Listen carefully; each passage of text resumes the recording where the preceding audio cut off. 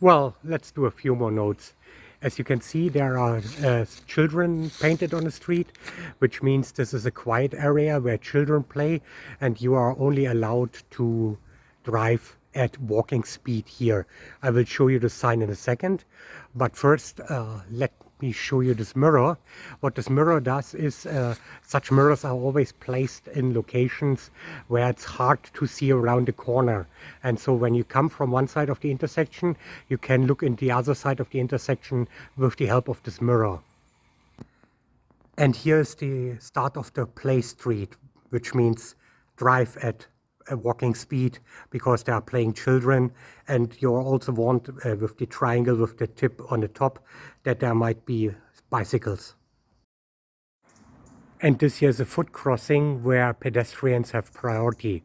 It's commonly known as a zebra crossing because of the stripes, and you also have the accompanying signs. And by the way, in the other video I said this is a vertical line. This is of course a horizontal line.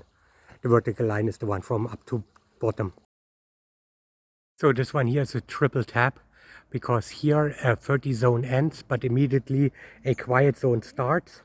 But also if you leave a quiet zone or come down a curb to a regular street, then you do not have the right of way. When you come out of a quiet zone, you never have the right of way, but also if you don't come a curb on the regular street, the people or the cars on the street have the right of way, no matter if you actually come from the right. Historical fun fact here, this small creek and let's call it a valley, was created either during World War I or before World War II, and we are close to the French border, so they wanted to prevent, if the French were actually to attack Germany, they wanted to prevent that French tanks could come into town or go further than that. And this here is a doggy poo station where you can discard your dog's poo, and you can also for free take new small plastic bags for the next poo and put it in on your belt or on the leash of your dog. My town has a bypass road, a street that goes around the entire town, and so no trucks with more than 7.5 tons are allowed to go into town unless they are delivering here or coming from here, but otherwise they need to take the bypass route.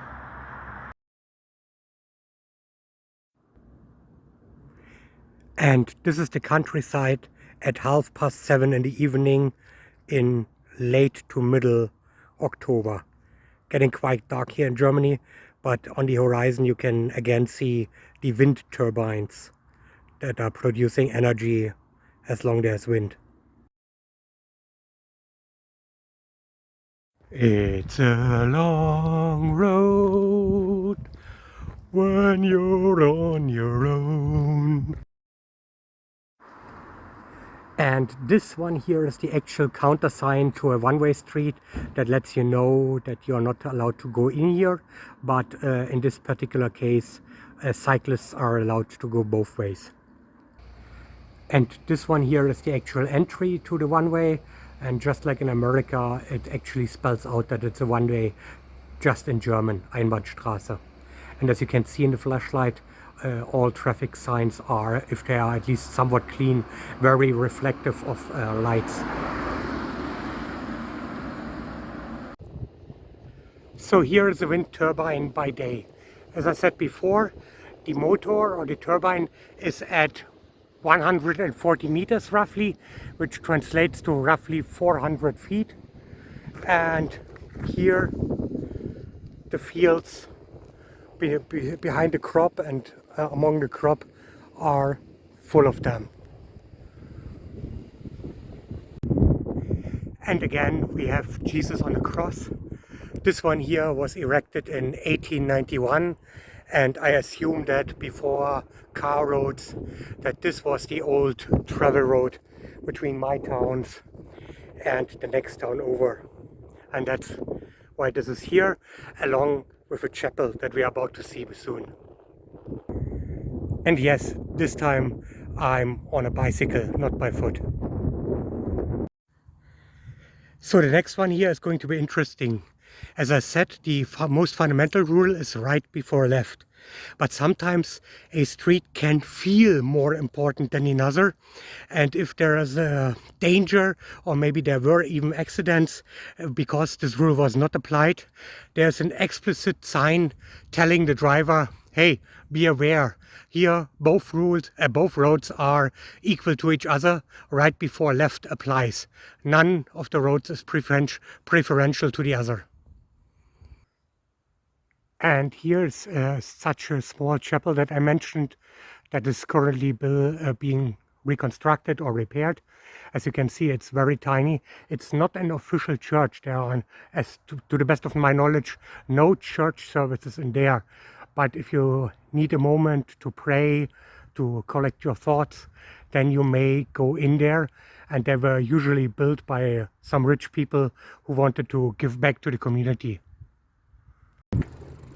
The nice thing about the German countryside, at least here in the south, is that being beside most country roads, you have these small roads here where you can walk or bicycle away from the actual car traffic. And here traffic is slowed down from countryside road maximum of 100, which is roughly 63 miles per hour, down to 70, which is 70 divided by 8, 9 times 5, 45 miles roughly. And the reason for that is we come up to a railway crossing in 330 meters. In driving school, I learned that the 3 bars meant it's a minimum of or maximum of 240 meters. This next one with 2 bars will then be 240 meters and then 80. But depending on geography, you sometimes have them to space out them a bit more. And so this one here warns that in 313 meters there will be a railway crossing. And this is the St. Andreas Cross, which means there's a railway crossing here. Every railway crossing in Germany has the St. Andreas Cross, and the lightning bolt in the middle just means that this railway line is electrified. And depending on the frequency of the train traffic here and the speeds, you will always have the railway guards. In Germany, we call French fries, like the French, we call it pommes frites or Germanized pommes. And if you go to a pommes bar and order pommes with ketchup and mayonnaise, you can order them as Pommes Schranke. And Schranke is the German word for railway barrier. Germans are encouraged to leave their car behind on a rideshare parking lot and take the train instead. And this one here basically tells you where the next park and ride parking lot is, and the train station is then nearby. Just with the traffic signs, traffic lights are also placed in front of the intersection from the point of view of the driver or biker or pedestrian. And the signs on a traffic light intersection are in backup for when the traffic light is either out of order or is maybe, because it's not an important intersection, disabled at night. Then the traffic signs replace the traffic light as a rule, so you know if you're on a main road or if you have to yield, like this one here. That blue sign there lets me know that I'm, as a cyclist, are not allowed to go there. Any vehicle beyond this point must be able to drive 60 kilometers or faster on its own. No cyclists, no